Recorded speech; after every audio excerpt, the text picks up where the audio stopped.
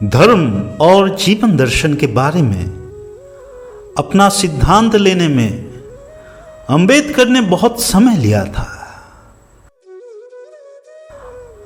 क्योंकि उनके मन में जो द्वंद्व बहुत छोटे समय से उत्पन्न हुआ था, जब उनकी उम्र बहुत कम था, तभी से यह द्वंद्व उनके मन में चलता रहा। परंतु इस द्वंद्व का अंत जिस दिन हुआ, उसी दिन उसने अपने आप को बुद्ध के चरणों में समर्पण किया और उन्होंने बुद्ध को ना ही एक धर्म परंतु एक जीवन दर्शन के द्वारा अपने जीवन में प्रभावित होने दिया। अंबेडकर अपने पत्र में लिखते हैं कि मैं जब छोटा था, मेरे पास एक किताब मेरे पिताजी ने मुझे दिया था।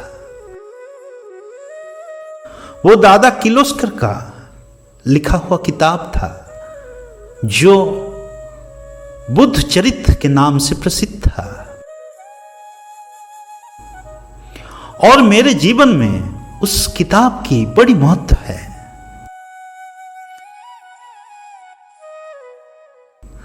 अंबेडकर के जीवन में अगर उस किताब का अस्तित्व ना होता, तो शायद मन का ये द्वंद्व उत्पन्न ही ना होते।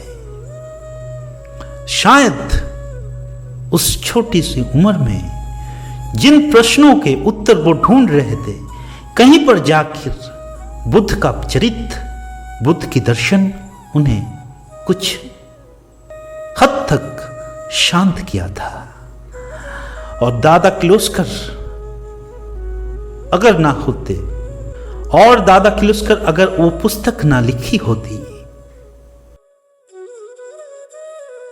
तो शायद जीवन के अंततः दिन तक अंबेडकर के मन में इस द्वंद्व का अवसान ना होता। परंतु छोटे से उम्र में जो स्मृति मनुष्य के मन में बैठता है, वो आगे जाकर एक विस्तृति लाभ करता है। और अंबेडकर ऐसा मनुष्य नहीं था जो बिना तर्क के, बिना तुलना के चीजें, विषय ग्रहण कर ले। अंबेडकर लिखते हैं कि ऐसा नहीं था कि बस मेरा मन खाली था और उसमें किसी ने बौद्ध धर्म के छवि को अंकित कर दिया और मैंने बुद्धत्व को ग्रहण कर लिया। नहीं, ऐसा नहीं था।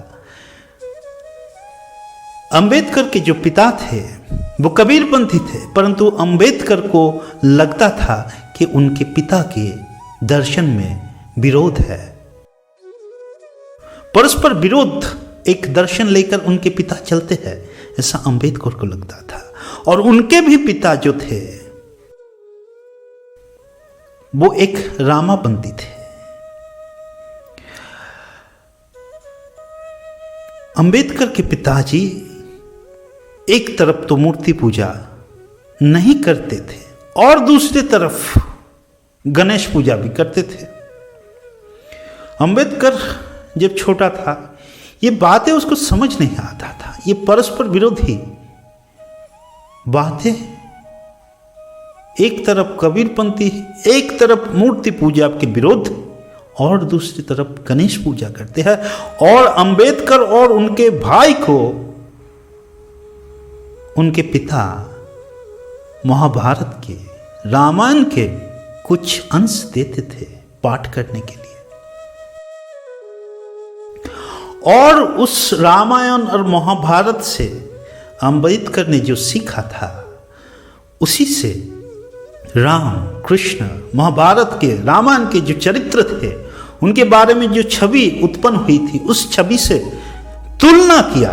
उस छोटे सी उम्र में वो खुला किताब ना था, उसमें तुलना की गुण तभी से तैयार हुआ था। इसके लिए अम्बेडकर कहते हैं कि मैं खुली किताब ना था।